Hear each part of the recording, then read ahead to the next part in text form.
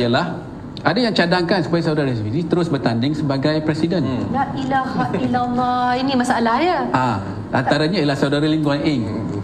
Ada sebut kita sebutkan dalam Malaysia kini ada sebut.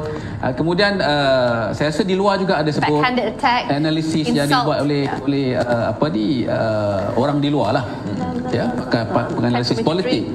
Ada juga yang sebut supaya saudara tubuhkan parti sendiri, supaya saudara boleh bentuk corakkan sendiri dan tidak dipanggil kongkong dengan pelbagai organisasi parti dan sebagainya, dan saudara boleh terus lagi jauh ke depan, jauh lagi boleh ke depan dan bawa dasar polisi yang boleh bantu Malaysia. Jadi apa pandangan saudara tentang perkara ini? Masih lagikah nak sama dengan keadilan ni, nak berbimbing jadi timbalan presiden, dipilih sebagai timbalan presiden, ataupun ada cita-cita itu untuk memimpin parti ini dan memimpin negara satu masa nanti? Kita mula dengan yang lebih mudah, iaitu soal parti kan, soal membentuk parti. Memanglah saya tiap-tiap minggu adalah dapat tawaran masuk parti baru. Aku print screen lah, kalau apa-apa saya tunjukkan. Ada 2-3 benda kan. Satu ialah saya tak faham, saya tak tahu orang lain lah, dia masuk parti ke masuk politik ni atas sebab apa. Kalau atas sebab nak jadi menteri kekuasa, mungkin dia boleh cari parti yang boleh menaikkan dia lagi cepat ke arah jawatan itu kan. Saya masuk keadilan sebab saya betul-betul yakin dengan idea dan gagasan politik pelbagai kaum yang progresif, yang mencerdikkan rakyat yang kita bawa. Saya tak kata keadilan satu-satunya monopoli ke arah itu.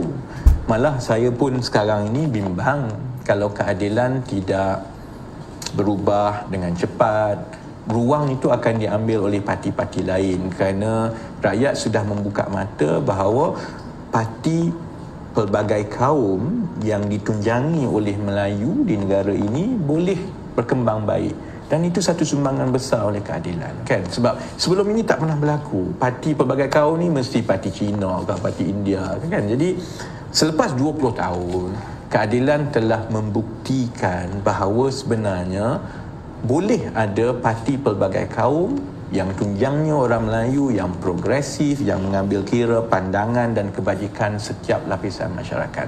Baik. Jadi kalau soal untuk menukar parti, bentuk parti baru dan sebagainya, atas soal gagasan idea, tak ada masalah dengan gagasan idea yang keadilan ada ni. Dia bukan tiba-tiba jadi parti komunis. Dia masih lagi parti yang saya sertai 20 tahun yang lepas.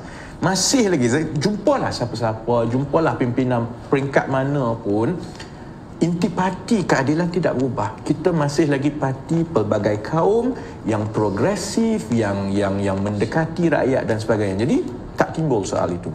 Soal kedua, kenapa tak buat parti baru? Sebab lagi mudah dan sebagainya. Dia macam produk tau kan? Katakanlah saya dah ada restoran nasi biryani gam lama kan. Ada contoh yang lebih baik dekat Kemaman, Haiping, kedai kopi Haiping dekat Kemaman. Kan? Kemaman kan ada kedai kopi Haiping yang memang terkenal lah kan. Jadi lama-lama dia orang bergaduh. Jadi berpisah, ada Haiping, ada Kopitiam Kemaman kan. Memanglah yang buat Kopitiam Kemaman tu ialah orang yang run Haiping before. Jadi dia ada kepakaran dan sebagainya. Tapi Haiping tu dah lama. Dia dah ramai brand name dia tinggi, dia dah ramai pelanggan tetap dan sebagainya. Sama macam dengan keadilan ya. Kita dah 24 tahun berada di lapangan, di kalangan rakyat. Kalau nak dibuat parti yang gagasan ideanya lebih kurang sama macam keadilan, tetapi bermula daripada sekarang, masa yang akan diambil untuk membina kekuatan dan juga mendapat tempat di hati rakyat itu akan mengambil masa 10-15 tahun lagi. Pertama, saya tak berminat dalam politik 10-15 tahun lagi. Aku nak bersara kan. I'm not going to be there sampai umur tua-tua kan. There is a limit to how long we want to do this kan. So keduanya ialah, kalau dua-dua parti ini gagasannya sama, Dan yang ini sudah pun ada lama dan sudah pun ada pengikutnya sendiri, dah ada jenamanya sendiri.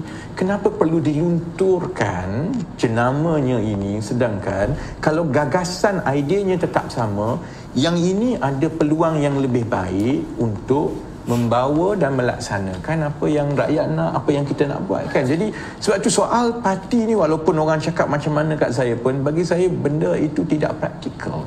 Kalau saya buat parti tanpa saya cuba menyumbang dan memperbetulkan ataupun menguatkan kembali keadilan, itu maksudnya politik ini untuk diri saya, bukan atas saya mendukung gagasan idea yang dibawa oleh keadilan.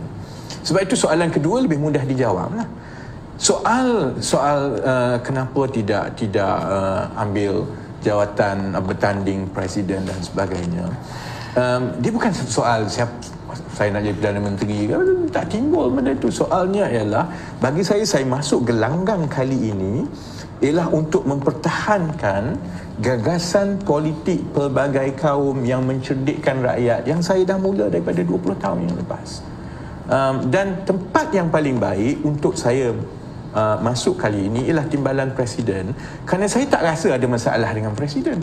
Saya tak rasa pada umur dia 75 tahun dia perlu berlari seperti yang muda-muda umur 45 tahun, 40 tahun ni. Masalahnya kalau yang sepatutnya berlari keliling dia tu tak berlari. Itu masalah. Jadi contohnya, kalau kita satu syarikat, dia ada CEO dia ada GM dia dan sebagainya kan, betul lah. Kalau ada apa-apa, CEO perlu bertanggungjawab kan. Tapi kalau contohnya pandangan CEO, visi CEO itu tidak lari dari landasan, tetapi kegagalan oleh kerana kelembapan, ketidakcekapan yang di bawah itu, lebih baik kita tumpukan memperbaiki yang di bawah itu daripada kita cuba untuk menukar di atas. Kerana kesannya lagi besar dalam keadaan kita nak masuk dalam pilihan raya pada 3-4 bulan daripada sekarang. Jadi soal itu tidak timbul. Soal yang dalam parti ini cuba memberi gambaran, contohnya ini nak melanggar presiden dan sebagainya. Ini semua soal budak-budak yang takut saja. Ini 4-5 kerat ini yang duduk berkampung di situ. Jadi saya tahu Datuk Seri Anwar pun tahu pandangan saya, mereka pun tahu pandangan saya. Saya bukan marah ataupun tidak bersetuju sebab apa-apa. Bagi saya, mereka sepatutnya yang berada di keliling dengan Datuk Seri Anwar ni sepatutnya lebih cekap, lebih rajin, lebih berkesan, ada impak yang besar. Bukannya duduk di keliling Anwar Ibrahim, tunggu Anwar Ibrahim buat apa, dia bawa beg kat belakang.